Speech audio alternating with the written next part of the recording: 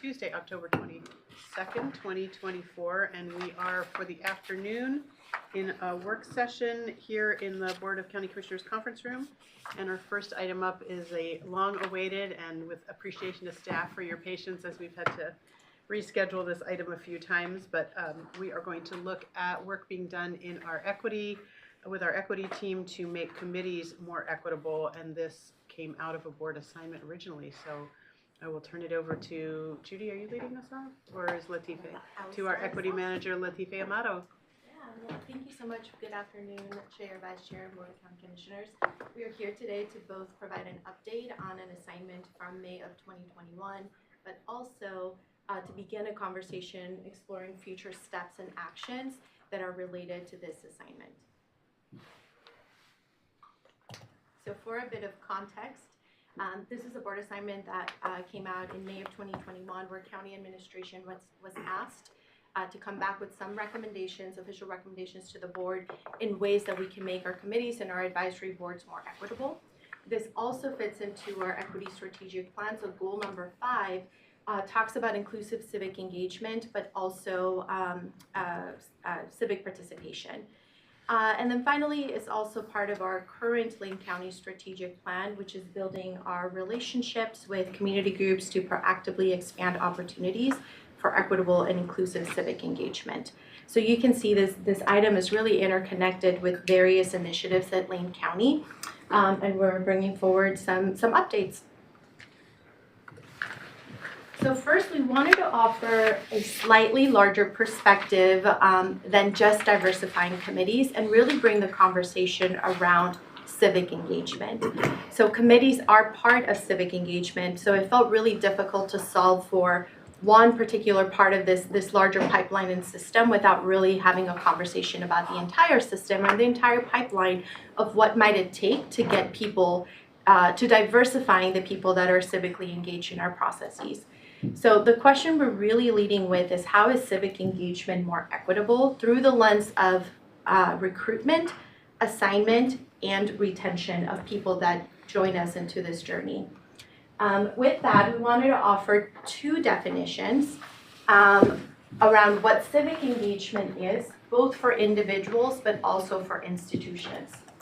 So for individuals, it involves developing the combination of knowledge, skills, values, and motivation to make a difference in the civic life of our communities, and promoting the quality of life in a community through both political and non-political processes. And for institutions, civic engagement involves creating the condition for authentic participation, fostering a culture of belonging where all individuals can demand accountability from our systems. Institutions must empower diverse voices and ensure transparency in how community feedback shapes policies. By addressing these systemic barriers and cultivating trust, institutions can enhance civic participation. And by systemic barriers, we're really talking about policies and practices and procedures.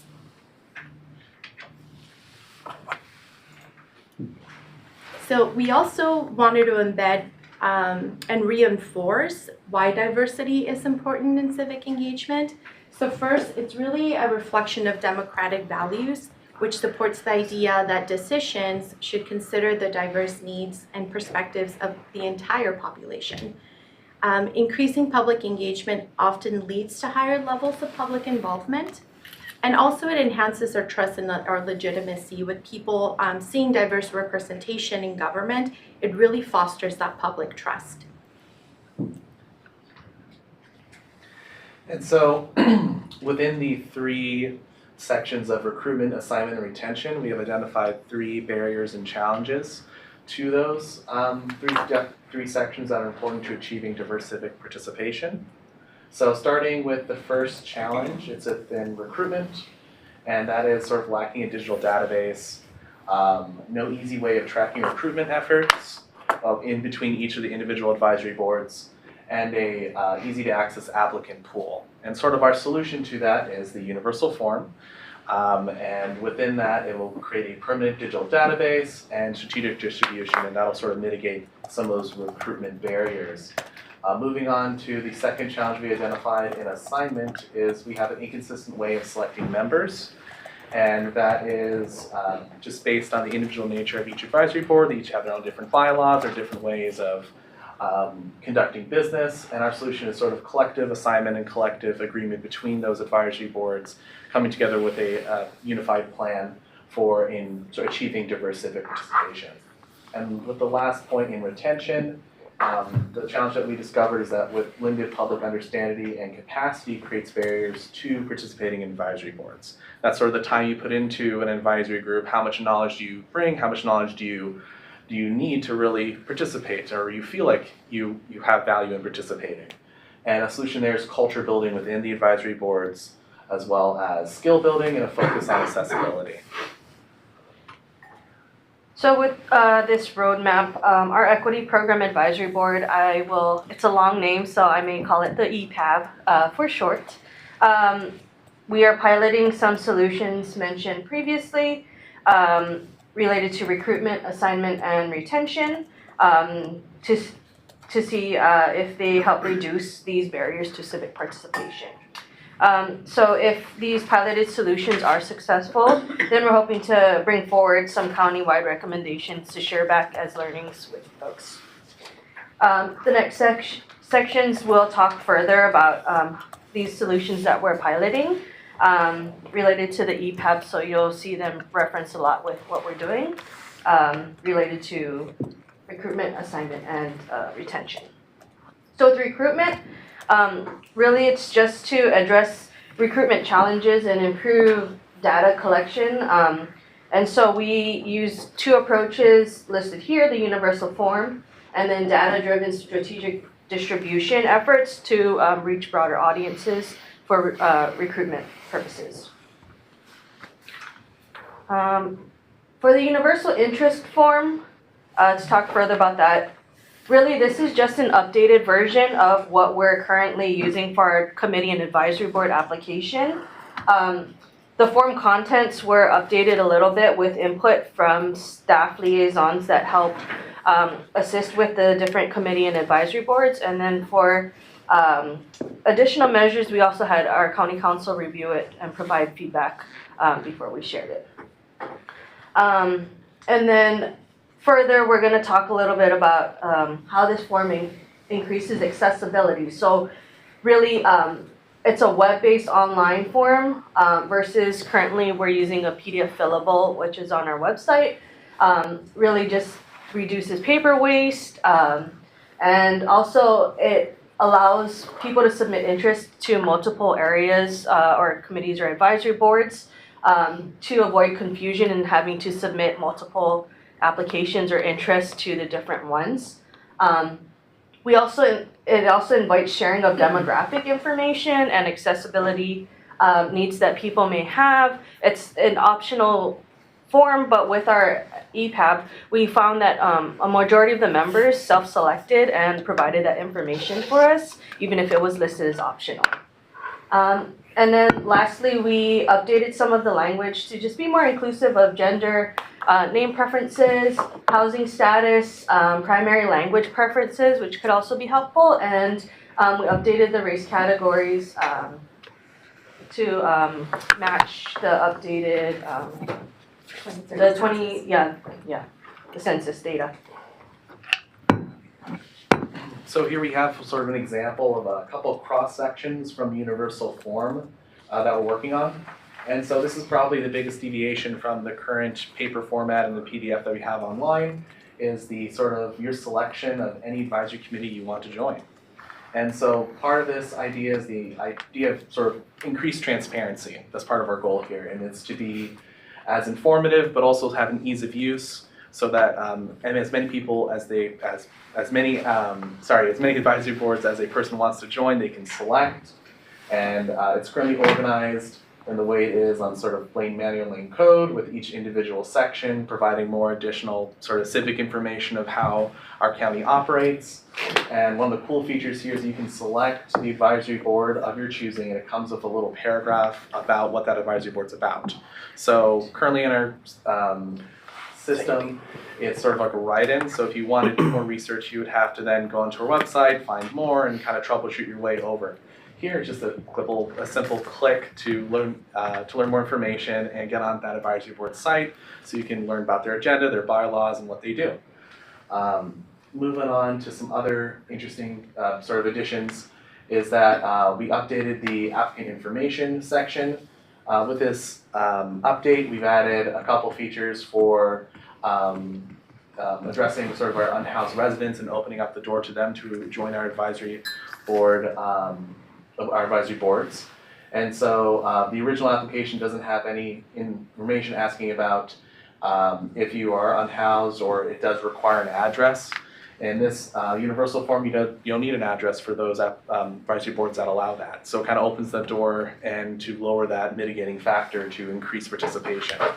We also have a section that will allow applicants to decide, but to choose which commissioner district they live in, and along with a map. So it really helps out the process on the staff side with the liaison and sort of routing those applications to their commissioners, which will help out the process in selecting individuals. And hopefully, working with TS, we can have that as an automated feature, which will, again, lessen staff's time and help send out these applications. And then we have some updates to the demographic information. One of the biggest updates is that we have a section on identities, and this is to really highlight different people who are not necessarily would apply to our advisory boards. And this is to help out sort of identify those who live in the rural communities, veterans, those who are members of systematically marginalized community, and that really helps out with sort of selecting, at least for demographic information, and with that advisory board, what they're looking for in their board. It also comes with different racial makeup and different gender options compared to the original form that we have, and that is just based on the 2023 census and updating those features. And then how are the process streamlined? They centralize information, improving data and tracking, and that is just working within the application. Provides access to a consistent pool of candidates for vacancies based on the Cognitoform application. It has all the entries in one centralized location, along with their all the PDFs of those entries. And submissions are automatically emailed to the staff liaison. So through the application, there's no mailing involved. There's no handing off of a paper. It's just one-click submission for any applications the applicant wants to submit. Submissions are also automatically stored versus needing to be scanned and uploaded, again with that centralized data storage.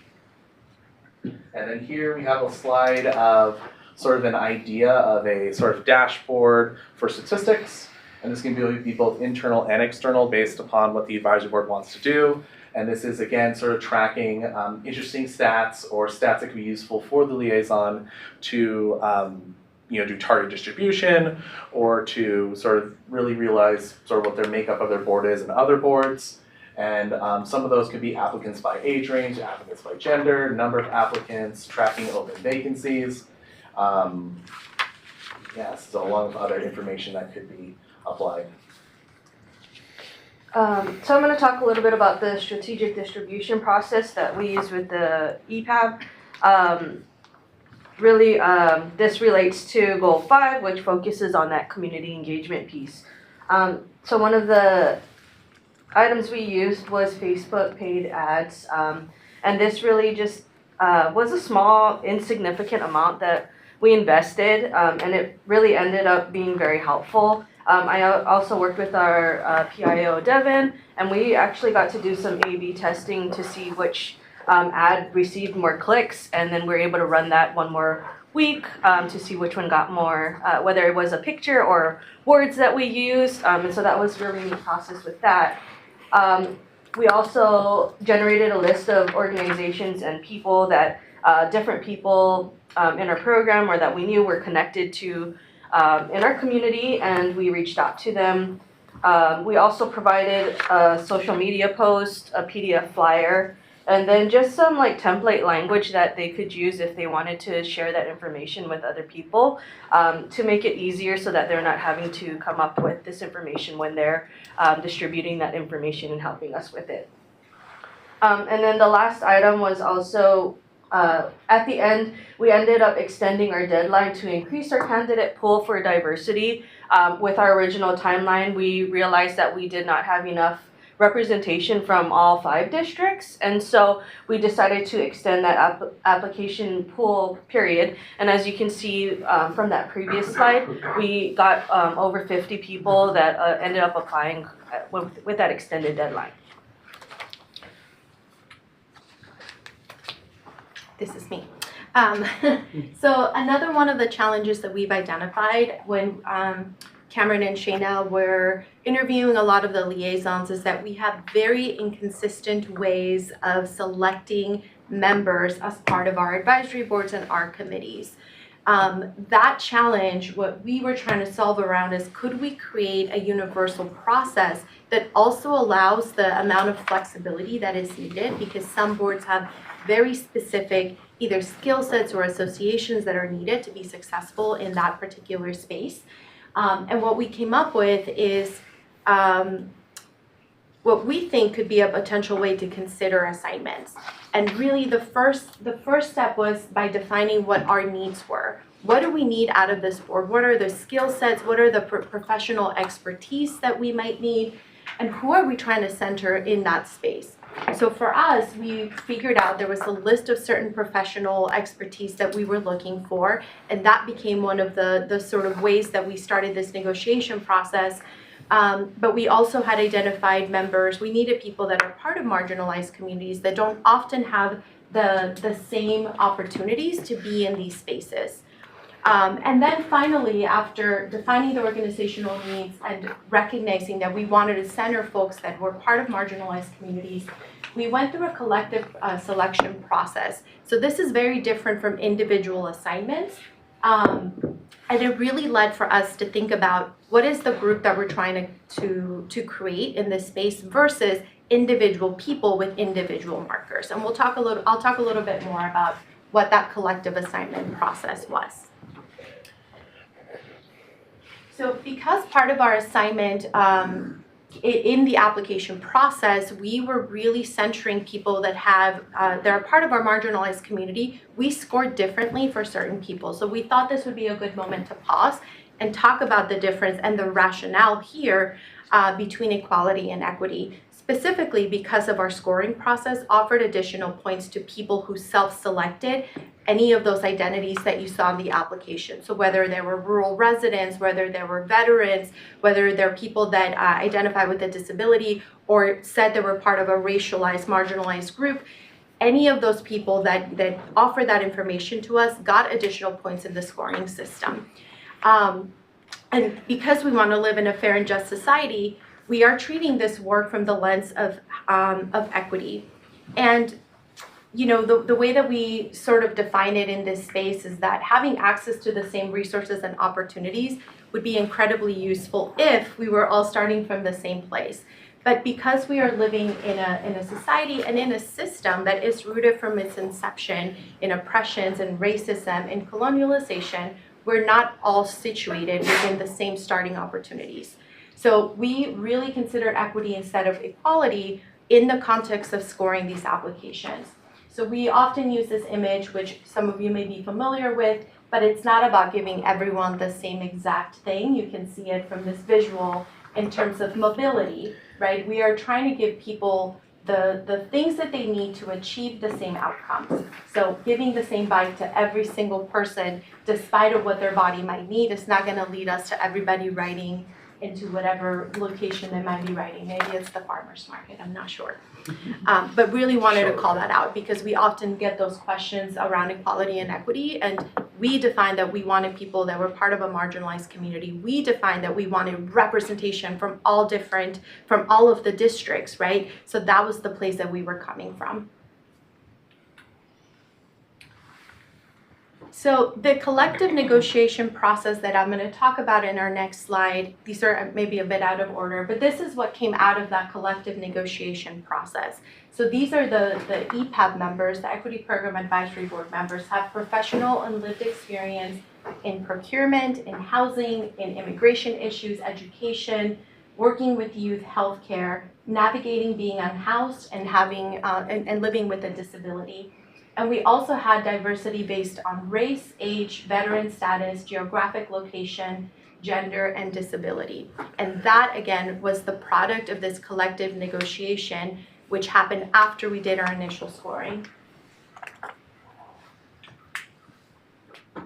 So what is collective selection? What it meant is that first we created a rubric that, again, gave additional points to the certain things that we were looking for, whether it was the professional experience or that lived experience. We used a team of a scoring panel where they did not have access to any identifying information, so no name and no address, but everything else was available for them to see. And after we received the scoring from all of the people, we then used that as a starting point to talk about who are the people that we want in this advisory committee. And what basically happened was we were just plugging in different people. We were like, okay, here we are, maybe we've reached all of the racial diversity that we want, but we don't have the demographic diversity that we're hoping to aspire to, right? So we started just plugging different people in until we reach what we identified as like the most diverse group that we were able to get to. Again, without having knowledge to any of the identifying factors. We didn't know names, we didn't know addresses, there were just numbers with a score next to them from our panel, and a list of all of the identities that they self-identified and provided for us.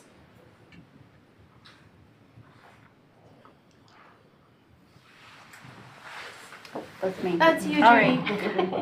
right. Judy Williams, Chief of Staff, and I'm going to talk, I think a little bit of my perspective has been brought in kind of as a liaison to several committees here at the county and advisory boards, and also a small caveat, and probably doesn't need to be said, but I think just starting to acknowledge that we have a lot of really great committees, advisory boards doing amazing work. I think we've been really fortunate to seat some really great folks and do some phenomenal work. So this really comes from how do we review this assignment with the lens of an equity lens, but also we've done some incremental steps over the years with the redistricting committee, charter review committee, and now with the equity program advisory board, and it's really kind of that continuous improvement focus. So retention, really leads to, when you've done all that work, to seat a committee, do the recruitment. We know that there's challenges in some of that work.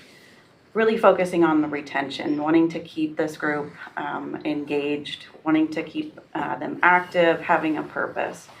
So really kind of the main bullet points are fostering a positive group culture, lowering barriers to participation, and then valuing that mutual benefit. And I'll explore, walk through those in a little bit more detail. Quickly turn it over to the next slide.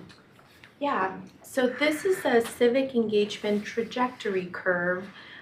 When we look at civic engagement, there is a trajectory that we want us to consider. So as Judy mentioned, this idea of mutual benefit. How do we ensure that the people that are coming into and seating our boards and offering their time, volunteering their time most of the time, are also benefiting from this process? And the way we're looking at it is, what is our role to play in helping members of the community in building the skill sets needed to become more actively engaged in civic participation, right? So it might start at the volunteering and then into activism and advocacy, to political engagement through the seating of boards and committees, to finally really the highest levels of democracy, right? So we play a role in this potential pipeline, and it's just important that we ask ourselves, how are we supporting community in reaching higher levels of civic engagement that are not necessarily going to stay here within the county, but we have a role to play in supporting that.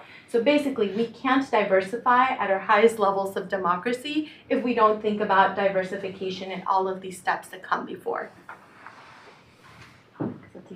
So kind of going back to the, or expanding a little bit more on that fostering culture, a group culture, kind of goes back to like any teamwork when we've talked about in the past of like the psychological safety of a team and where people may feel comfortable speaking up in a new setting, or having that shared skill set in order to understand what's happening in a group setting. So really being thoughtful and intentional on things like providing introductory social gatherings. Is there an opportunity to meet outside of a dedicated committee right off? Including time for members to connect potentially before meetings, group onboarding and continuous training. So offering those, making sure that everybody's built up with that same level of knowledge of, do we need to do certain skills, provide some of that training, whether it's just public meetings law, or if it's a redistricting committee, a lot of the details on what does that look like, or what are the key terms and things that you might need to know in order to bring the entire group up to that same level. The next piece of the retention touched on earlier is that lowering barriers to participation. And so this is one that we've not started for the county before, but this was an idea that's came about, and really setting aside a fund to help with barriers. So are there things like childcare issues that may come up, or transportation, or internet access in order to participate in a meeting that lowers that barrier to participate? Things like flexible options in the membership. We saw really great benefits from the Independent Redistricting Committee to have alternate members, and having that ability to, as life happens, things may come up. Somebody may need to step off completely, or just, maybe month to month, and you have somebody else ready to step in. And then finally, considering accessibility needs and adult learning styles based on who's on your committee and what might be most helpful. Is it different meeting locations or such? And then finally, Latifa mentioned the idea of valuing mutual benefit. So really, we're typically, looking to gain something when we set up a committee, or is it a thing, or is it just work, continuous work? But really recognizing and prioritizing outcomes as a whole that are advantageous for all of those involved, so all parties. So providing skill building opportunities for members, so that it's not just, here's your assignment and this is what we need from you, but here's some tools and how to develop. Expanding community connections, and then volunteering is looked at as being co-beneficial, so valuing their collective experiences, their collective skills, nurturing those relationships, and just being very mindful and thoughtful. And then I'll turn it back over to you. This is a lot to look at. All we wanted to show with this is an example. This is from the Equity Program Advisory Board, the first year planning. So we have mapped out the 4 public meetings because we meet quarterly. And what we've done and plugged in between is building the skill set. So we did this by separating what we call open houses, which are not public meetings. These are the places where we're building skills. So in order to be successful in the Equity Program Advisory Board, you need to know our equity strategic plan. You need to know what Lane County services are. But you also, if we're asking you to go and represent and communicate on behalf of the equity program or the county, you also need to have skill sets for doing that engagement within your own networks. So we're building those skill sets throughout as a way to ensure that everyone has the same opportunities to be successful and continue to feel, part of what the research shows around retention is that people don't see their time being valuable. So if we can show and demonstrate that their time and investment is actually leading to results, is what's going to really hold people into these spaces, which are voluntary and take up a lot of their time. So you can just see here some backwards mapping of here's the meetings and here are all the skills that are needed to be successful, and we just sort of plug them in. So we verified with legal that having an open house where we're not doing any decision making and it's just skill building could be a separate meeting, and it is not part of our public meeting process. So wanted to just sort of offer that up, that we planned it out from a whole year. Like, what do you need to be successful in a year? And let's plug it all in ahead of time.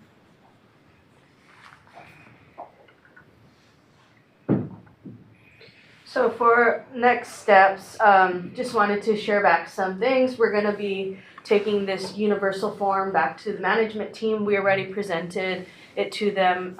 We're doing this work session, and we'll be sharing back the information from the work session, and they can review it again. And our hope is to have a countywide implementation. We do have a couple advisory boards that have reached out and have been using a hybrid version because they're already had interest in the form, and so we are kind of piloting it with them as well.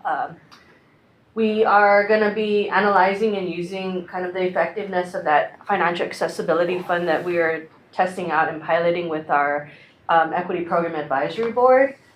We have a couple people that have opted, and it's an opt-in process, but we have a couple people that have used it for our first meeting, and we're very happy and felt like it was beneficial to helping them be better able to participate and attend the meetings.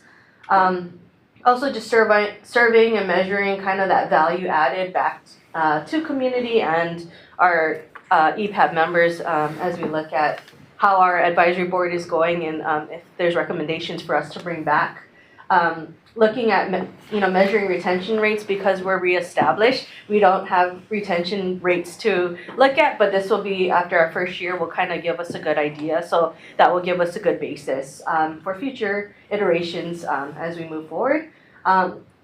Continuing to explore the public dashboard option that we had a screenshot of, where we've been continuously, Cameron and I have been talking with TS a lot to explore this further, and so that's something that we're continuing to look into. And then writing formal recommendations and having items to bring back as lessons learned from our Equity Program Advisory Board. So one of the questions we have for you all today in terms of next steps and actions is something for you to consider and for us to jump into a discussion around is what is your willingness to explore a universal collective selection process for county advisory boards and committees. So that's really the big question in terms of assignment, that we can make recommendations, but there's got to be a willingness really for adoption, because a lot of the assignments are coming specifically from the Board of County Commissioners, sometimes as a group, sometimes on an individual level, sometimes within your district, sometimes outside of your district, sometimes it's a group that then recruits other people, right? So you can see how each advisory board has its own sort of set of bylaws. So we want to see if there is an interest for you all to consider a universal collective process, and if so, that gives us the opportunity to continue exploring, researching, looking at best practices, and sort of go on from there. So the other question we have for you all, and I'll hand over to Cameron. Yeah, so the other question, is there any ideas for us to consider or pilot? And then this is of course relating to the recruitment, retention, and assignment ideas that we've brought up throughout the presentation. And we're really open to any feedbacks and ideas that y'all can want to provide us. Great. And we also have our contact information, so we have that there, so if you have any questions, feel free to ask us.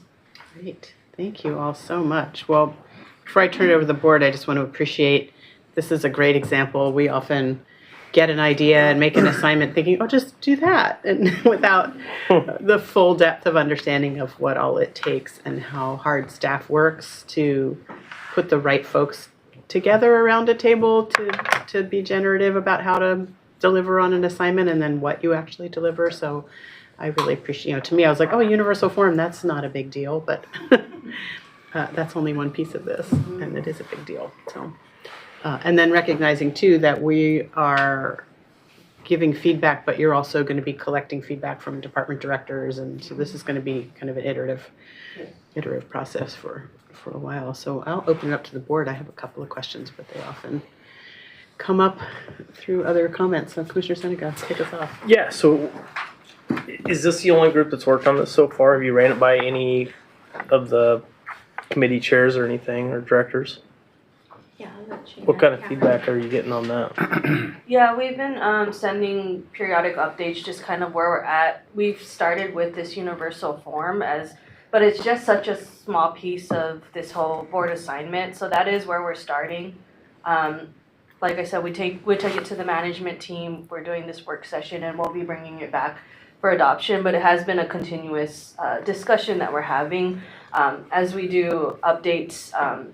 A lot of the liaisons have been providing feedback, whether that's modifications to the form or how they see that they might need information more individualized for them, whether that's in the click down of selecting their advisory board. And so we have continued to share back, and those that are interested have been providing feedback to us as we share it out. Got the form's super cool. Like I like the links. I mean, click here and leads to the boards, and then who's your commissioner. I mean, stuff like that oftentimes people don't know. And I'll Last also- night. What's that? I was going to add that, there are some exceptions to it, like the budget committee Yeah, I has saw that. some very Yeah. specific, even questions that they need to ask that are not part of our universal form, right? So there may be some exceptions. We haven't run into any other than the budget committee, but we may as we get deeper into those conversations of adoption of the universal form. and also working closely with Health and Human Services. They're currently doing a whole assessment in all of their advisory and their committees as well, to just understand both process and, you know, which committees are compensating also for participation, right? Because that's a conversation that's come up in spaces like, could we potentially be you know, offering money for people that participate and compensating them for their time, which is a conversation that we may have. We're not having that conversation or even starting that research just yet, but that is something that is happening in different boards across the county for some of them. So if you went to like the point-based system and people, because it's becoming more and more common where people don't click an ethnicity, a race, or a gender, how do you score that? Where do you select that?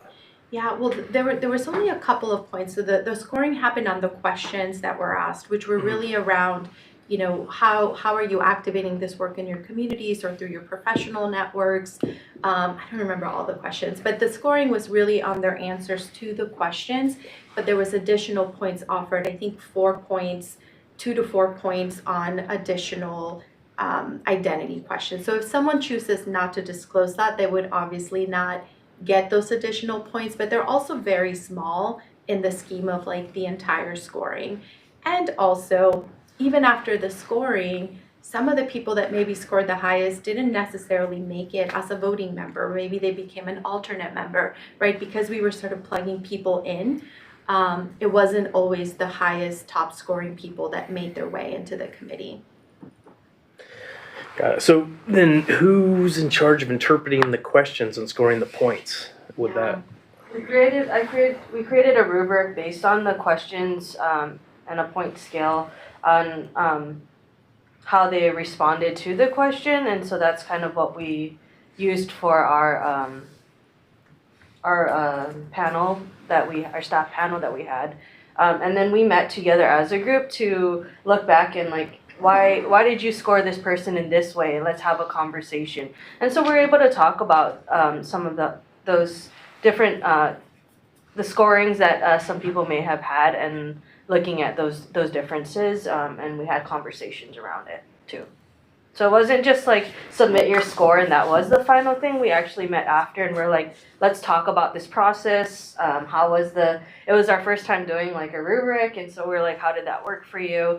And I think is it being used in, it's been transferred into other spaces, not necessarily for advisory boards, but that it seemed like that process and having a rubric was helpful in scoring for other things that Cameron just briefly shared, that it was helpful in some of the work that he's doing in other crossover spaces, providing that rubric.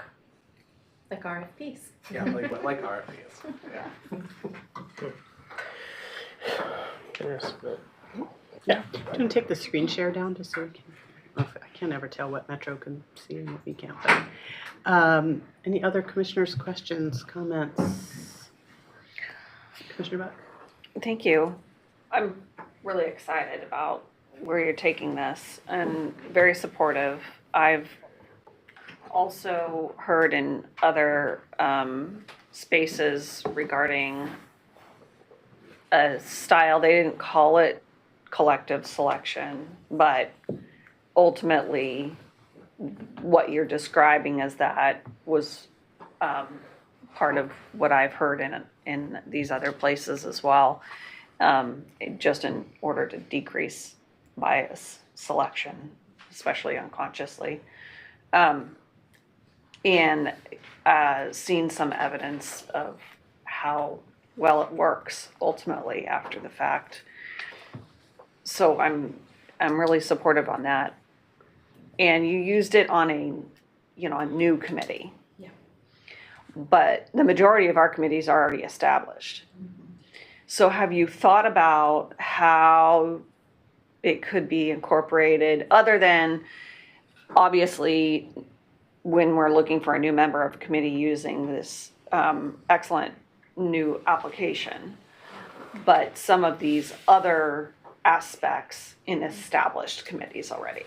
Yeah, we tested something out with our equity core team, which this is an internal advisory board of employees to the equity program, where the first thing we did was we did like a skill assessment of all of our group, and we were like, oh, we have some gaps, or hey, look at that, we have 5 different people that have this particular skill set, so maybe we don't prioritize folks in that way. So I think looking at it through the lens of what are the skills that we currently have with this existing group, what are the gaps that we're trying to meet, and then that becomes the center for the negotiation and that collective sort of selection process. If you're looking for a particular expertise or a particular identity or a particular seat at the table that's missing, that would be the way that we would go about that. And when we did the selection process for the equity core team, we stuck to that, like, okay, these are the gaps that we're looking for. There's like 50 wonderful people that would be so great in this committee, but right now we're looking for these particular gaps that our current group is just,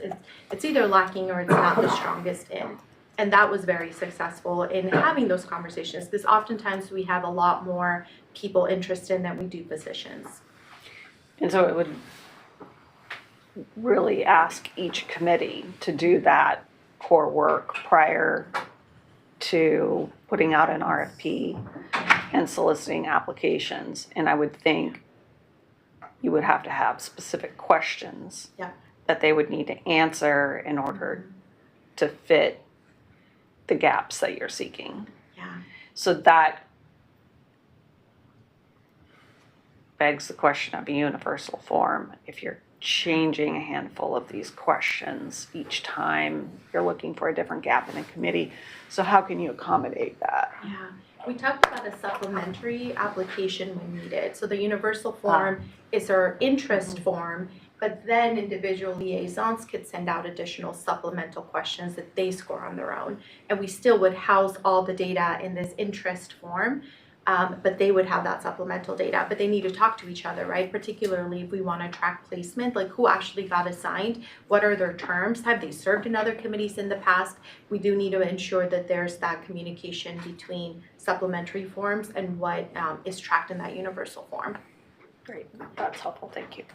Great, so but just to follow up, and then I'll hold my other questions, but so the universal is really an interest form, not necessarily an application for a specific committee. It's the way to understand who's the universe set of people already to help with recruitment, and then there would still be a specific supplemental application per vacancy. Yeah, and one of the things we encourage people is to not repeat questions. Like if it's already in the universal form, don't ask it again, just the supplemental questions, so that people are not filling up the same application plus some, right? So that was a request we had of the liaisons. Great, Commissioner Farr. I'm really supportive of this. I think bringing it together where we're looking at the same set of criteria, the same page, so to speak, on the general application form, it makes it so much easier when each committee does in fact have specific needs that it advertises for. And the one that I'm most recently familiar with is the recent changes to the Poverty and Homelessness Board application, for instance, which I'm sure you've seen that. A lot of the questions in this universal form are embedded in that. So I would imagine would be able to take those out because that's already been vetted through. And we can focus more directly on what is it specifically. What are the skills, talents, and the positions that are needed on that particular board. And that board has a very specific a matrix of positions that we look at, very specifically skills. The same either with the Homes for Good Board of Directors. It used to be 5 commissioners and 2 lived experience. Now it's a wonderful matrix of skills, and skills plus me and you. So, and that being said, is that each committee does have specific needs, but having a general field to look at, I'll tell you, we're going in the right direction with this as far as I am concerned. Thank you. And we could add the supplemental questions to this. So as you put, I'm interested in this board, it would send you to the supplemental questions. So it's still all housed within the same data collection system. And the ultimate decision as to who to recommend to the Board of County Commissioners for the membership takes into account the very specific needs of each committee, while we do have a general set of questions that are asked to every single person. And that is wonderful. It really is. And it takes the load off this Board of County Commissioners to say, well, how do we do it this time? Which happened when we did redistricting committee, however many years ago it was that we formed that committee. So that's I'm fully supportive. Good work, bravo. Vice Chair. Thank you, Chair. Yeah, it's I thought at first the universal forum was like the universal forum. That was going to be the application for all the committees. But I think it's even better that now I understand that that's an introduction to, hey, do you want to serve? But yet the skill set for each individual committee will be further explored. I think that's really important. The thing that also is true is this is going to take a while because, like you said, there's a lot of established committees and not a lot of attrition going off on that. But what was interesting about it was the whole thing about the fund compensation for me. Yeah, and I'm kind of curious at what point, a lot of questions I have about that is where does that money come from, who funds it? But yet more importantly, at what point does that become a barrier that no, it's not worth it? Or at what point does that become a, yeah, I'll check in and do this? And then once you check in, what accountability is there that, I mean, for lack of better words, actually earning the money, you know what I mean?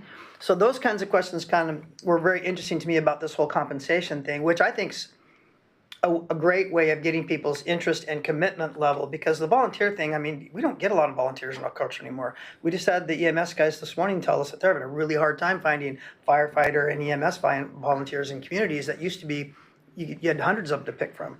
So that interests me. I think that's a very interesting thing. The other thing I wanted to ask was, what was your survey pool number? How many people did you survey through that? What was the total number? Because in your board packet, you had a great study in there that said, a lot of the times formality and the way that the process is done creates a barrier to people because it's just too much hassle, too much red tape. So I'm wondering how many people that you had in that survey pool. For this, we have been in communication with staff. Is that what you're talking about with Yeah, surveying? how many, what's the numbers of people that were inputting this information that you put all together? Mainly right now, it's been internal with staff and the research that we have been using with our consultant that we're working with.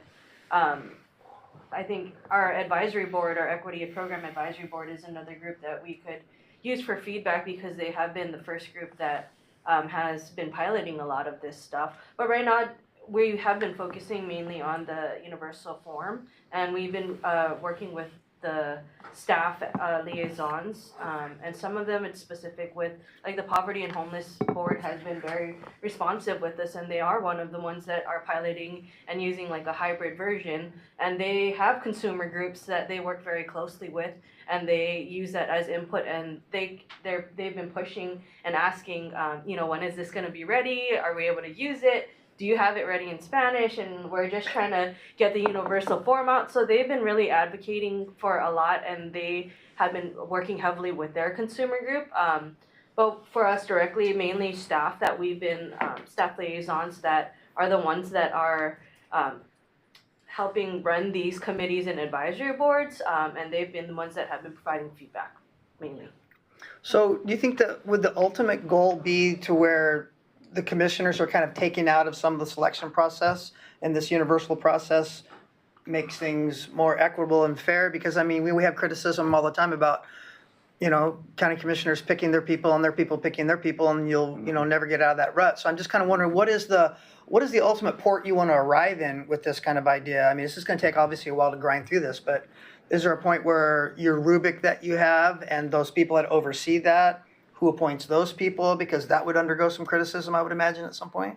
So where do we want to eventually be? I mean, out of the 500 people we may have in all these committees combined, how many of those numbers do you think you want to infuse or change? I can answer that. I think the goal is not necessarily to remove you all. It's more about the removal of the individual and more, can you all work together to think about what are the needs of this committee and start inserting people to fill as many of those needs as possible. And then there's a conversation of prioritization, right? You may not get the perfect combination of people, but what is most important and how do you fill those gaps? So I think it's less about fully removing you all, but instead how do you all work together to create a group of individuals that are going to serve and advise in the best way possible with the most variety of perspectives as are needed. And then the second question around the funds, one of the things that the research shows is that through that culture building, because we're spending time together, we're making time to get to know each other, we're having meals together, we're getting to know each other's story, there's going to be an investment to the community.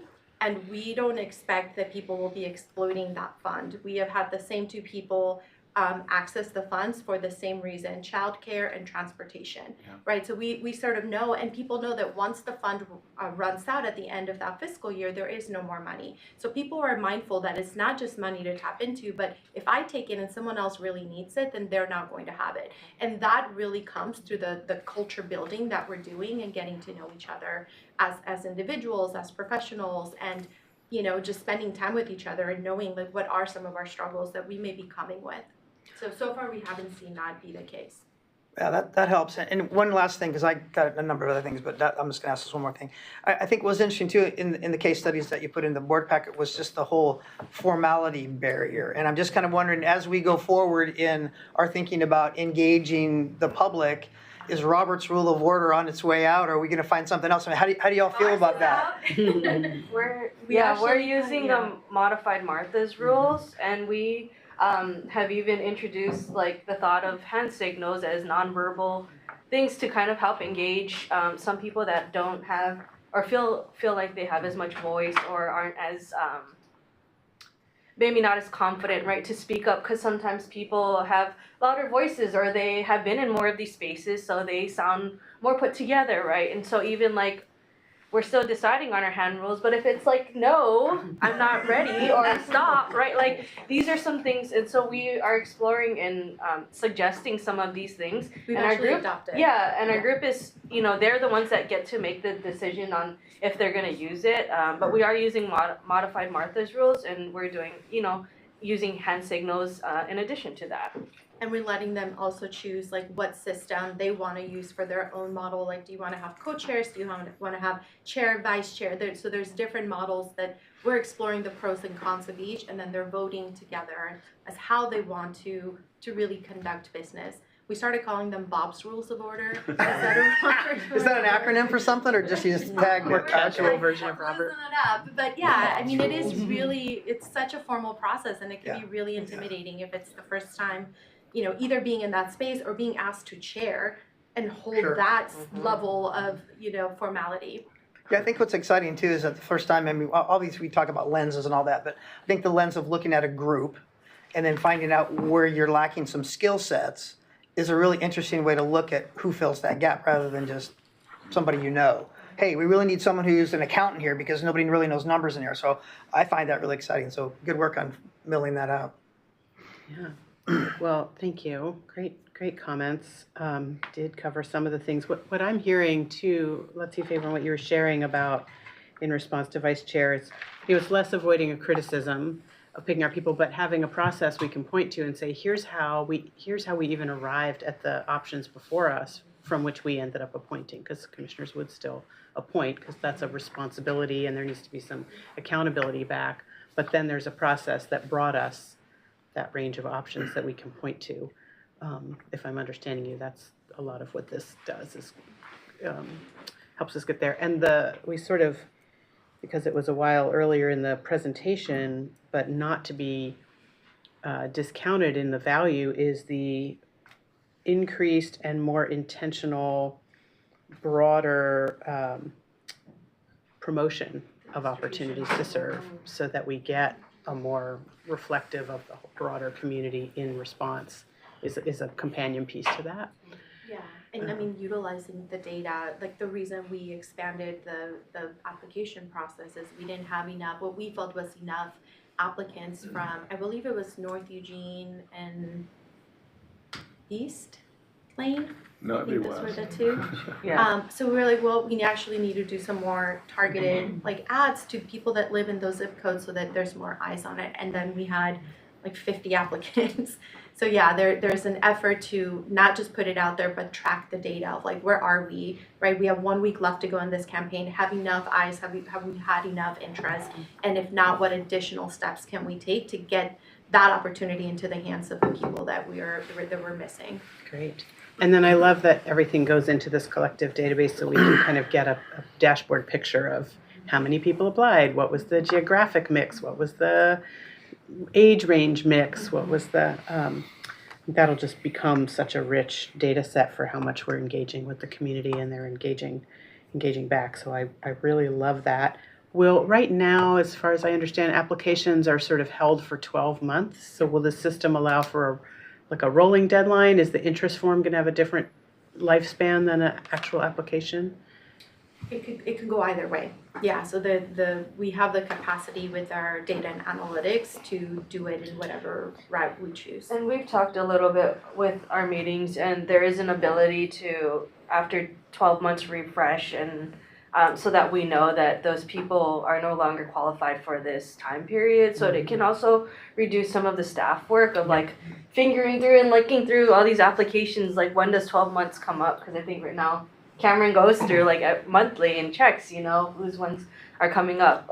So that there's also some of that ability to kind of help with knowing who's current and to be considered during that 12-month application. And notifying people too. That's like, what I was gonna say, yeah, you could kick you a can thing do it that says on your an application's going to application. expire. Do you want to restart your clock over? Fantastic. Yeah, this is great. And if I'm understanding, and it's our human resource director in the room, so it's Mike, but this whole idea of sort of scoring and then there's still the interview and then the recommendations, the appointment, but it's not unlike a hiring process, really, of giving the application sort of a score, having a rubric for scoring to make sure you're really getting the right skill set and so on. Chair, commissioners, I Need would to say put in you on the general, spot, sorry. that's right. I would say in general, that is correct.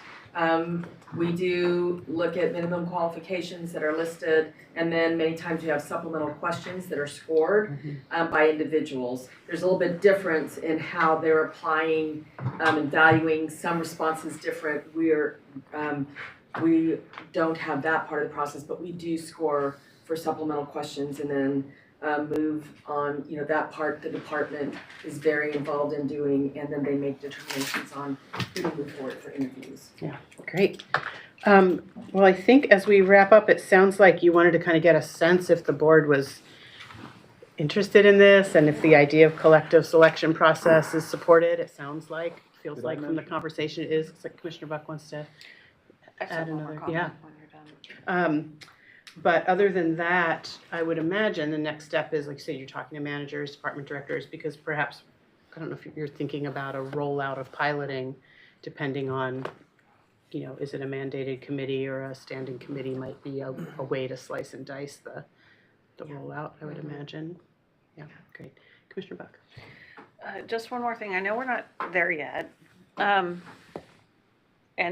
there's many stages I think that you're going to be going through. But when I've talked to some agencies that generally cater to those minority groups that aren't necessarily commonly applicants in the first place, like there is a self-selection process to say that I'm not sure I even qualify to be considered.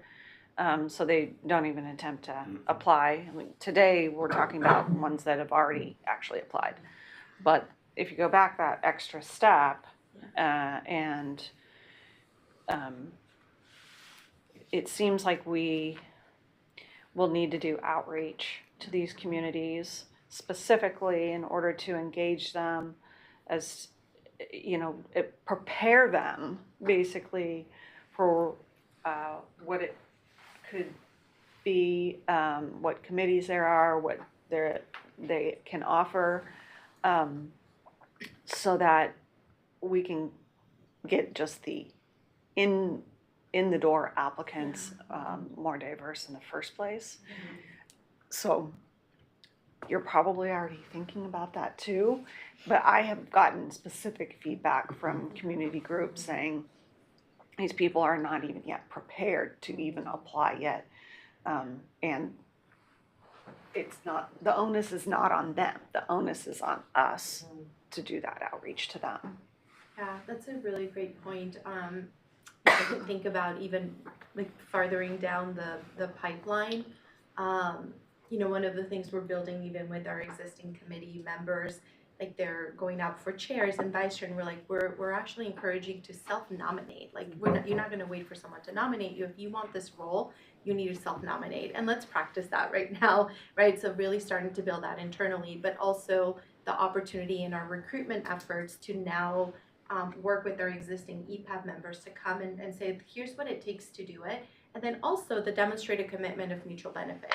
Because if you can just apply, we are guaranteeing you the opportunity to get up to speed on whether it be Bob's Rules of Order or Robert's Rules of Order or modified Martha's Rule, public meeting law, right? All of those things we are committing to giving people the skill sets so we're leveling that sort of playing field for individuals.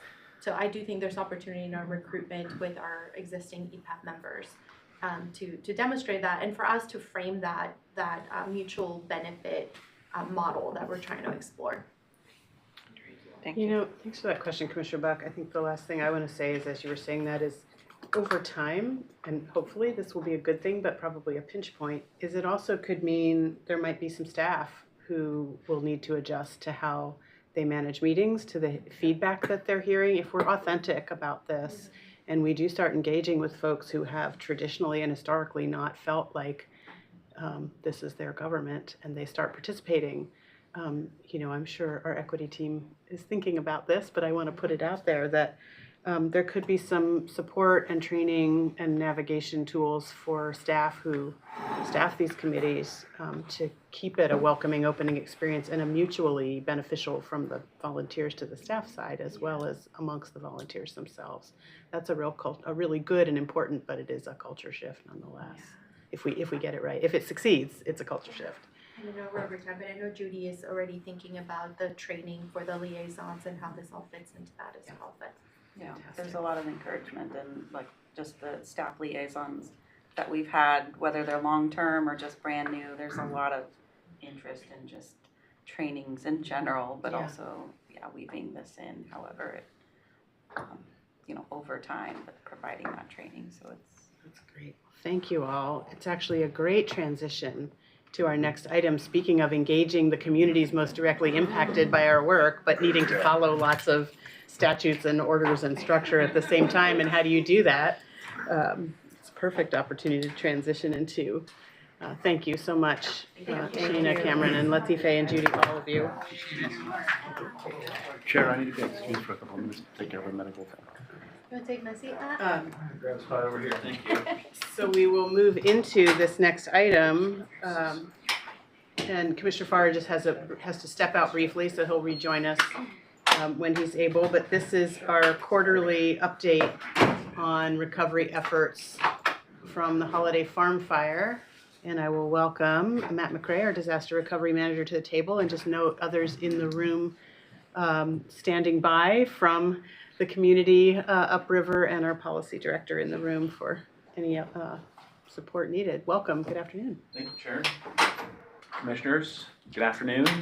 I'm going to take just 15 minutes and run through a handful of slides to cover some of the highlights of the materials that you've already had in your packet, and then open up some time for Q&A. So, I'll just dive in. You've seen this slide before, so this is the regular count, the total number of dwellings lost in the Holiday Farm Fire at 517, and we've now seen 197 of those complete rebuilds as of October 1st. So it's probably been a little bit more at this point, but the date is as of October 21st. Somewhere on the order of 50% of the dwellings have been permitted for rebuilding. And this is the same information, but looking at longitudinally. So on the left, we have 2020, October of 2021 rather, and then on the very right-hand side, October of 2024.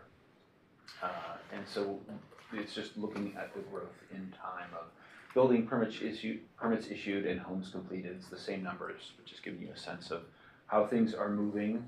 We can see that they're slowing down compared to where they were in 2022, for example. And then I want to hit a handful of highlights of progress. A few things I don't have slides for, but that I want to call to your attention. We talked about them at the last quarterly update.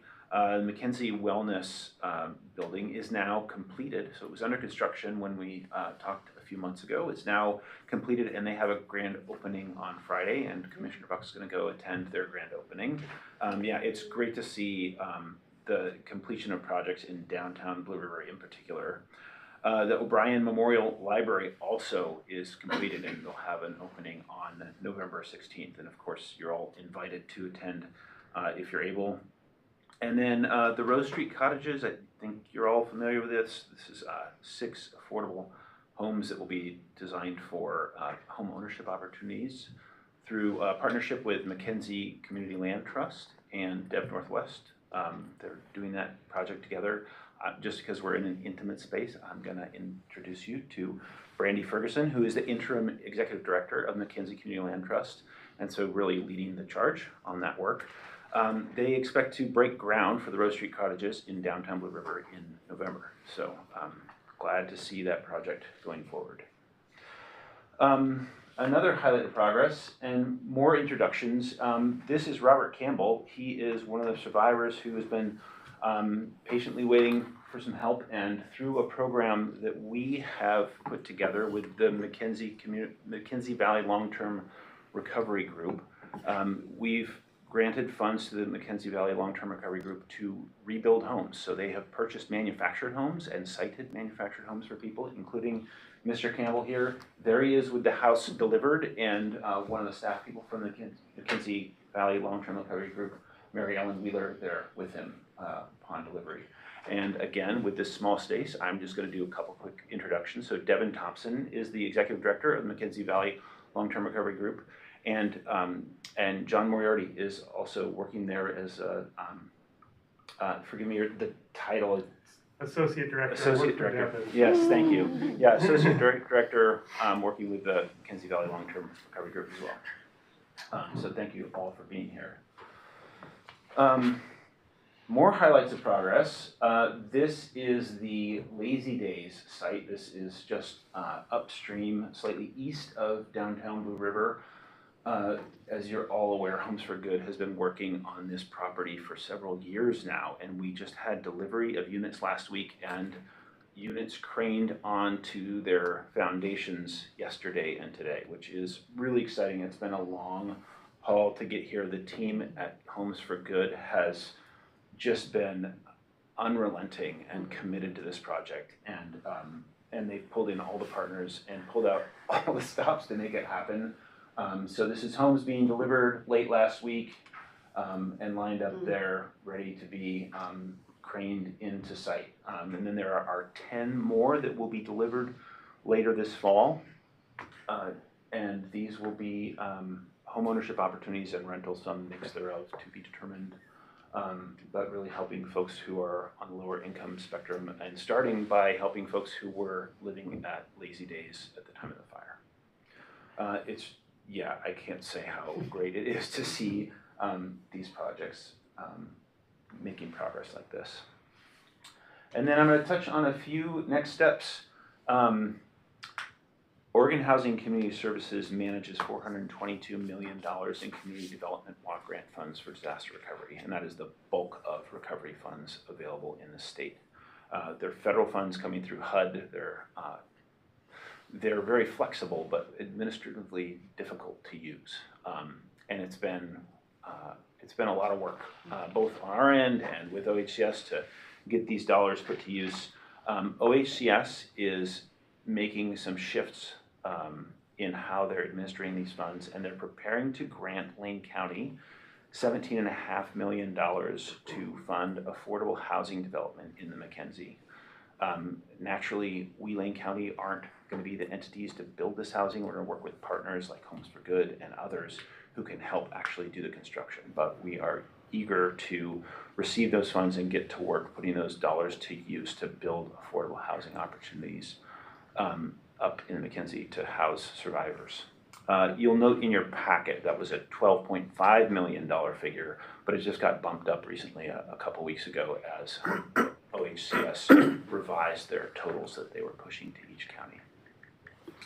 I also want to call out that Oregon Housing Community Services is looking to Lane County to help with administration of a handful of the peer-funded projects. So these are planning, infrastructure, and economic revitalization projects. Is a smaller bucket of the total community development block grant funds. But there are a handful of projects for which some administrative support would be helpful. And so they're looking to us to help with that and proposing to offer some funds to help us do that work. So a couple of changes on the horizon that will certainly impact the disaster recovery program over the next few years. And then lastly, I want to flag for you that Oregon Housing and Community Services has drafted a substantial action plan amendment to the ReOregon plan. So the state has to provide an action plan to HUD to say, here's how we plan to use these funds. And then anytime they make any really substantial revisions, they have to publish the draft plan and provide time for public feedback, and then make revisions and submit that plan to HUD for approval. So they just pulled the trigger on that very process 2 weeks ago. So comments are due to OHCS by November 8th. And I want to flag for you that we will be drafting feedback for OHCS that we'll be providing for you all to review and revise and submit on your behalf, assuming that it's workable for you. So we're working on that right now. I want to flag a few of the highlights that you'll see in that draft. There are some really great changes that OHCS is proposing, and I'm going to start there because they're significant. One, they had a program that was home ownership opportunities. So their intent for all displaced renters was to provide home ownership opportunities for renters, which is great, and we're certainly in support of home ownership opportunities, but there weren't funds available to build long-term affordable rental housing. And so we have encouraged them, as have others, to open the door to building long-term affordable rental housing. And so that is now an option. So this $17.5 million that I just mentioned will be able to be used for both home ownership and affordable rental opportunities, which we feel like is a great move, diversifying the types of housing available upriver. They're also providing a path to reimbursement. So initially, they were saying anybody who's out the gate on rebuilding or has completed their rebuilding won't be eligible for reimbursement with federal funds. And we certainly know, especially low-income households, have gone to great lengths expending savings, expending retirement savings, taking on loans that sometimes they can't afford to rebuild. And so this will give an opportunity for those households to receive some reimbursement to help with some of that financial barrier. A couple of changes that I want to flag for you. Up until this point, the program to help property owners rebuild their homes has been a state-managed program up until recently, about a month ago. The intent was that the state, OHCS, would hire contractors and designers to build housing, and they would buy manufactured homes and site manufactured homes on behalf of residents. So OHCS and OHCS staff and contractors would actually be doing the purchasing, the vetting of contractors, the purchasing of services, and overseeing the work on behalf of residents. OHCS is now shifting to a homeowner managed process. So instead of OHCS doing that work, it'll be the homeowner that will be selecting a contractor and overseeing that work and directing the contractors to rebuild a home or to site a manufactured home, for example.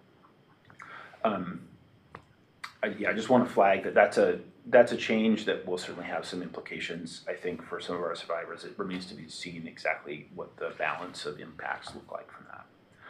I also want to call out that the state, and I mentioned this in our last quarterly, but I want to highlight it again because I think it's really helpful for our survivors. The state has chosen to lift the income limit. So initially they were focused on supporting just households with 80% or below area median income, and they've lifted that now. So they're working to support both those households and those up to 120% of area median income. So we're seeing support for a broader variety of incomes, which I think is super helpful, and I'm glad to see OHCS going that way. Lastly, a couple of the comments that we'll make where we'll ask for some adjustments. We, Lane County, and this board has been very consistent with OHCS in requesting local control and local influence. We continue to encourage OHCS to enable Lane County to adjust the amount of funding within buckets. So they have funding for HARP, which is rebuilding homeowner homes, or property owner homes. They have what was HOP, so this was for displaced renters. And then there's PEER, which is planning and infrastructure projects.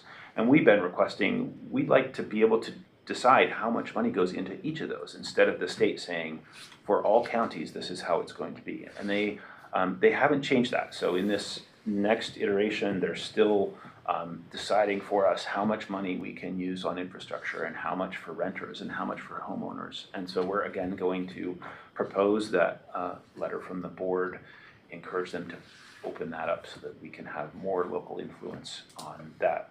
I'll also acknowledge that some of our neighboring counties have, just different needs than we do. Some that are more urban than we are, some that have just other constraints. And so I think that flexibility would benefit other counties as well.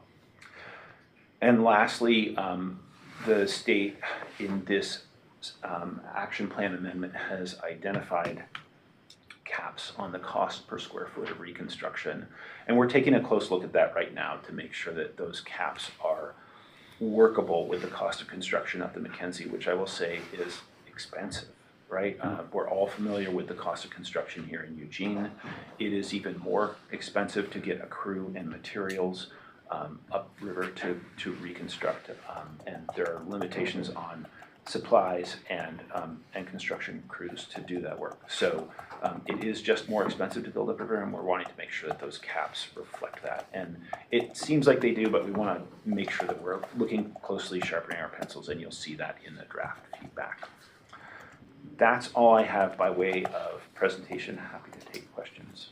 Fantastic, thank you. To the board. I can always Commissioner start. Wright. You're moving your hands. I was on Mary's rules here. Martha's, yeah, Martha's rules, yeah. Everything that Matt's describing are huge wins that we've been asking for over the past couple of years. And the fact that they're finally getting to a substantial plan action amendment to incorporate the changes is great. I appreciate the board's support on all the letters that we've put in over time, and the one with the comments for this substantial action plan will be very similar to the requests that we've done in the past. But it's definitely, like, I advocate as much as I can as an individual commissioner, but it's really important to submit those as a board. And I'm sure we won't be the only ones, other fire affected counties, these are wins for them too, across the state. And I'm sure that they will be putting in their own comments as their needs are specific to their region. I'm super excited to see some of our completed facilities. We keep hearing about another completed facility, and the Homes for Good modular housing. The crane photos are really fun. And I'm thinking in the next 2-ish months, as we work through applications for people who will be moving in, getting them settled, getting the rest of the units on, there'll be, I'm sure, a very lovely celebration that Homes for Good is going to be organizing for that. We hope to bring down the governor to see what that means to the community. And I hope that you would be able to join us. Unfortunately, it may be in a dicey time of the year. So if it's in January, we just don't know what January weather will bring. But it will be a wonderful way to start off the new year. Commissioners, Commissioner Semia. I just had a couple. What kind of creative solutions did we find for wastewater? Is this a great time to talk about that, Mr. McCray? Well, you're supposed to ask that question last time when we had Rob Woodard with us. No, that's we a could save it. fair question, Commissioner. I'll just give you a quick update Yeah. on the wastewater assessment that's going on right now. So I think you're all aware that there was testing done both in the Blue River Park and also in the Three Sisters Meadow, which is a 16-acre parcel that was donated to the community of Blue River, to look at the potential for those sites to manage drain fields for a community wastewater system. Blue River Park seems really limited in its capacity to manage that wastewater. The Three Sisters Meadow site seems far more likely. The actual limit of how much wastewater can be managed there is being determined right now. So we have an engineering firm that's done testing that and hydrologic testing. So that just ended at the end of September, and we're expecting just in the next couple of weeks we should see final hydrologic modeling results that will tell us what's the total cap on the number of households, or really the gallons per day, that can be diffused on that site. So to answer your question, still looking at a somewhat conventional model of wastewater management, in that it would be it's basically like a giant shared septic system where each home has their own tank and all the effluent is pumped to a shared drain field effectively. I think after we have results from that may trigger more conversations about, does that work for the community and the community's needs given the costs, or are there other options that we need to look into? Yeah. Good stuff. Yeah, well, it's great to see something going on with Lazy Days and the highlights when I had that sad melted fence forever out in front of it. Yeah. I was hoping to see in the highlights when I went through it, maybe the store's not in there yet. Yeah, it's not. There's a foundation board for the store. There is. Okay, so Yep. we're gaining. Excellent. Yep. Okay, thanks, Matt. Appreciate it. Sure. That Lazy Days things was a long slog.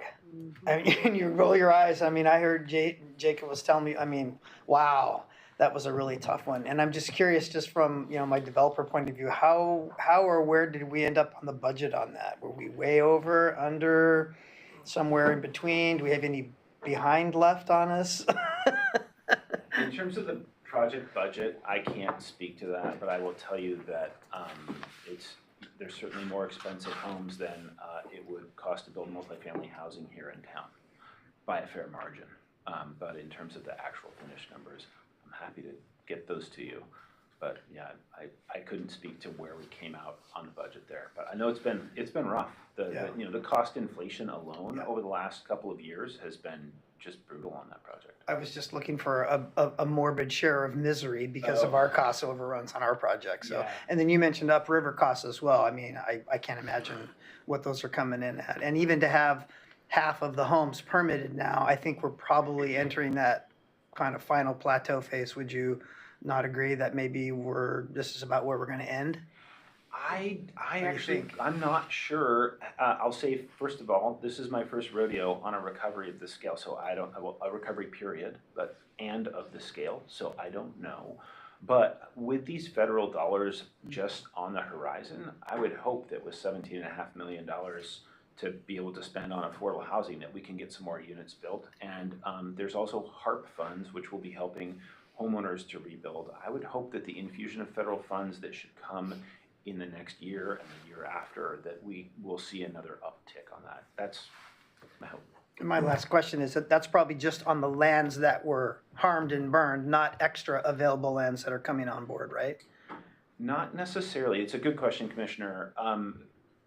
Because the opportunity to rebuild at the McKenzie is very limited, there are very few flat parcels that aren't in the floodplain or aren't in a landslide zone. I suspect that we will be looking at parcels that have been undeveloped or that are outside the wildfire footprint as we're looking to build affordable housing options in the area. So I don't think it will be just constrained to areas, properties that were damaged necessarily by the fire. Yeah, good. Commissioner Farr. Thanks. You know, I continue to kind of scratch my head over the wastewater treatment up there. You know, I know a lot of studies have been done, and just simply not the capacity to handle it, the sewage system.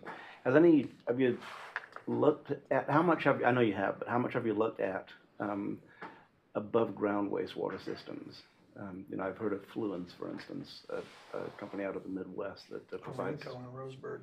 pretty substantial product. Right. So my understanding with that particular project or product is that it hasn't been used in the U.S. Is that your understanding as well? I don't know. Yeah, that's what I have heard about that specific product. It's a product that treats wastewater in an above ground unit and then puts, drinking water out the other end. But I'm not saying I won't go there. I don't. That's not what I've heard. I don't know what the viability is of that. I would leave that to Rob Woodard to field that question. And has Rob looked into it a lot?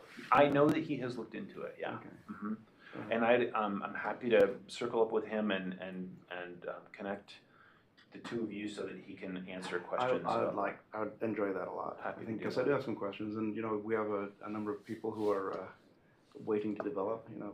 I guess we're not able to answer the questions. That's not my area of expertise by any stretch of the imagination, but it's something that I'm very interested in because you live in a little tiny valley with very, I guess, impermeable ground, so there's no place to filter.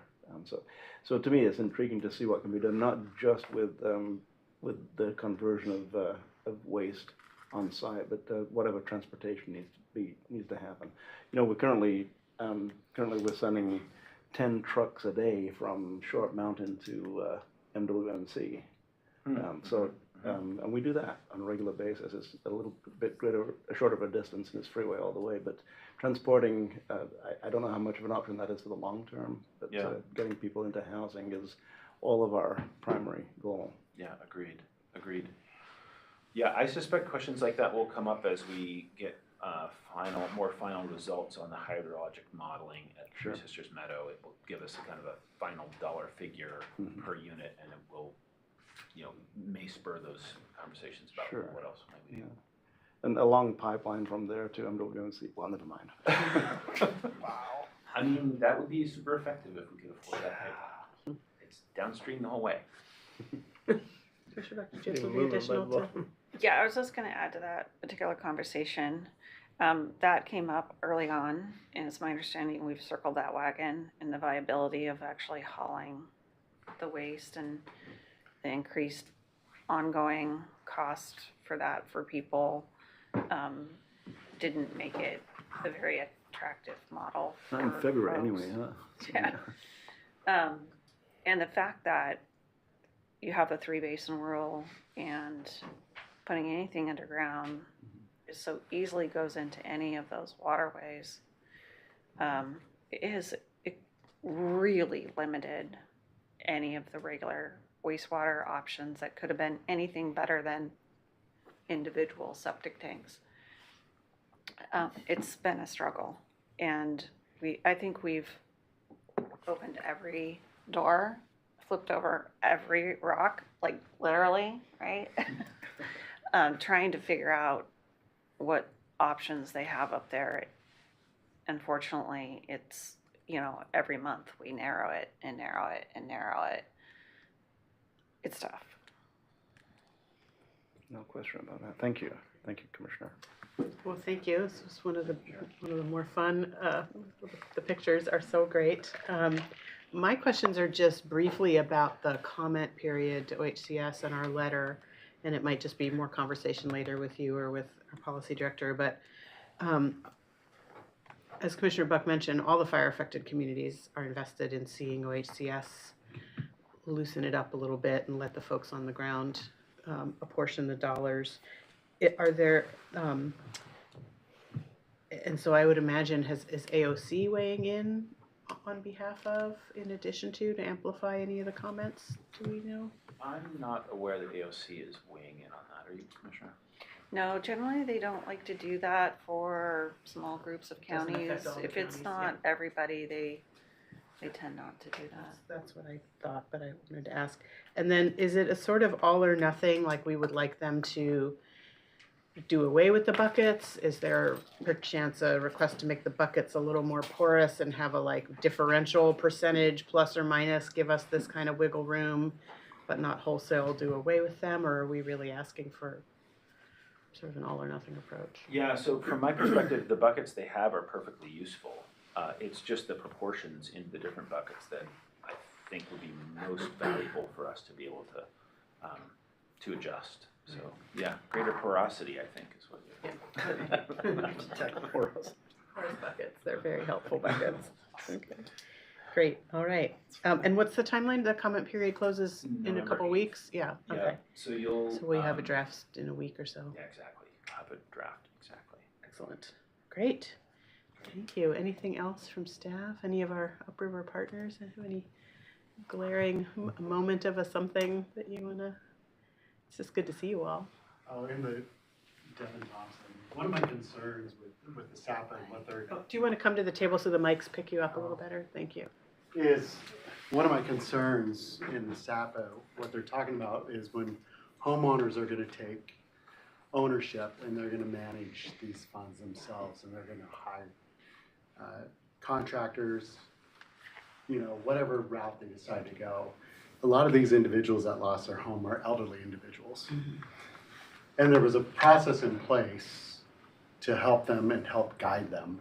That process is going to be gone. So we're asking, as those funds come, the long-term recovery group, we have processes in place already with rapid rehousing and with our case management, and we can continue to, assist those individuals that need help. But with the process that they have it and how they have it now, those individuals that might see it as an easier route to just take the funds are going to be the ones that struggle. So the county, the long-term recovery group, we all need to be there to make sure that those individuals have the assistance they need to navigate this process. I would imagine you mean struggle because it's complex, but also they're at risk of predatory behavior. Correct. Just want to be really explicit about that. And so they keep coming up with pathways, Yeah. but we haven't even completed one pathway yet. Right. So we just really need to make sure we're looking out for these individuals. And we have the process in place. We have that proven record with Lane County. And we want to continue to help with those fire survivors and continue to work with Lane County to make sure they get everything that they deserve going forward. Great. Thank you, Devin. Excellent. Thanks. Terrific. Thank you. Thank you for asking, Commissioner. And just thanking everybody. I think most of you have been on the ground upriver for either a tour or and of course, all the time, Matt, present all the time. And at some point, we look forward to having you join for an organized group walkabout as well. We, Mackenzie Community Land Trust, we purchased our first property 2 years ago, and we are very close on final permits to start those 6 first homes. 80% AMI families will be able to apply to buy the home. They don't buy the land. That's how the land trust model works. They sign a 99-year lease with us, and that affordability stays with that home. Even if this family decides to sell in 5 years, the next family has to apply, and it's a lottery in the end on who buys this home the first time around. We've already bought our second parcel in Blue River, and we have appropriation dollars pending. We feel really good about. Hopefully, we'll hear early '25, and we've just signed an option for our third parcel, which potentially could be another 6 homes. So we could be building 15 homes in our pipeline next year if all of these pieces that we're putting together align, and we feel really good about that. That's a big deal for the community of Blue River, considering there were 50 residential lots in that little village of a town. So in just knowing as we step back that we're at less than 40% rebuild 4 years after the fire, and with all the funding that's finally coming that Matt was sharing about, hopefully anticipating that we're going to have a lot of building, right? A lot of things coming through the planning department and permitting. For even our Rose Street project, when our partners submitted paperwork for permits, some of it wasn't even looked at for 2 months. And so we were hoping, quite some time ago to have broken ground, and we've been delayed. And I know that we are just one example. Melanie, you were asking about the general store. She put in all of her paperwork back in May. And I think she's been here to talk to you and tell her story. I mean, obviously there's extra hoops and all of that, and people are trying to respond on the community side as quickly as possible to get the planners what they need. And I'm really grateful for Lindsay Eichner. She has been on the ground often, as well as some of the other planners, doing the best they can. So I guess my pause is in learning, I don't know, 6 months or so ago, that there's no longer a kind of a fast track for folks rebuilding in the fire footprint as far as permitting. Or a priority, I guess is more the better word, and wondering, you know, as we're anticipating all this rebuilding coming, and we know we've got 60% more to push forward to feel like we're, you know, recovered, whatever that might be, right? How can we prioritize that again, knowing that this is coming? You know, recovery just takes a long time, and we're finally seeing the dollars to really make things happen. And of course, those delays aren't just for us, but everyone in Lane County, right? If we've got suddenly in McKenzie have a huge number coming in, that's only going to delay everybody that's putting in their permits. So being thoughtful of the entire county and all of those projects. And so I do ask, like, as far as funding, did we lose funding for additional planners? Can we help with grant funding and advocating at the state level? Or what can we do as a community to try to lift this challenge up? Great. Thank you, Randy. That's a great question. Yeah. I wish I could answer it. So Yeah. Well, I mean, Matt's before us quarterly, so perhaps in the intervening quarter, some thoughts of if there are recommendations for this board to consider, we could hear those. Yeah. Sounds Great. good. Great. Sure. Thank you. Thank you. John, do we have just another minute for John to come to the table and Only if make you do. comment? Are folks all right? Please, John, good to see you. Yeah. Chair, Commissioners, I really appreciate the opportunity. I know this is unusual to allow us to share, and Matt, thank you for the update. John Moriarty with the McKenzie Valley Long-Term Recovery Group. Apologies for the mask. I'm on that tail end and didn't want to expose anyone to this last bit of getting over the cough. And what I wanted to share is somewhat related to what Brandy shared, and thinking at the state level. You know, I think you're all aware that the legislature made a decision after the fires, for example, to offer waivers around setbacks and some of the reconstruction needs related to riparian zones and some of those things going back on footprints, which is very important. And my understanding is that that waiver expires in September of next year. And while there is a lot of good news, as Matt pointed out, we're 4 years out, and not a single one of the federal dollars has hit the ground anywhere in the state. And so that 40% that we're seeing is all private rebuilding. All the work that we're doing around recovery hasn't begun yet. And our concern is we're out of this building season. We're not going to see those dollars hit the ground before this winter. We may see them. We're hopeful that we'll see them in the spring. There are some that we're not going to see until probably 2026. And so I don't know what opportunities there are as you're looking at policy issues at the state, but I think resurfacing this at the state level as well, recognizing that recovery in fact does take quite a bit longer than anybody ever anticipates. And I'm sure the legislature was thinking 2025 we should be well along in recovery, but I think we're still going to have an issue. And I think making them aware may be something that they could consider extending if they realize what an issue it is. And again, it's not just about Lane County, but really these counties statewide that are recovering from those 2025. I just wanted to offer that as an example of some of the things we're seeing that have some knock-on sort of domino effects with these delays and getting these dollars on the ground. Thank you, John. Good point. Thanks, John. Thank you, Chair. Thank you so much. Appreciate it. Yeah. If I could ask you to just take the screen share down, and we are just about wrapped up. The last couple things on our agenda here. We're moving into Commissioners' business. Are there any announcements from Commissioners today? No, I see none. Any future board assignment requests? We had the item this morning with Health and Human Services, but that's taken care of. So no assignments to review. Any other business for the good of the order? No? Then at the sound of my gavel, we will be adjourned until next Tuesday, October 29th. We are adjourned.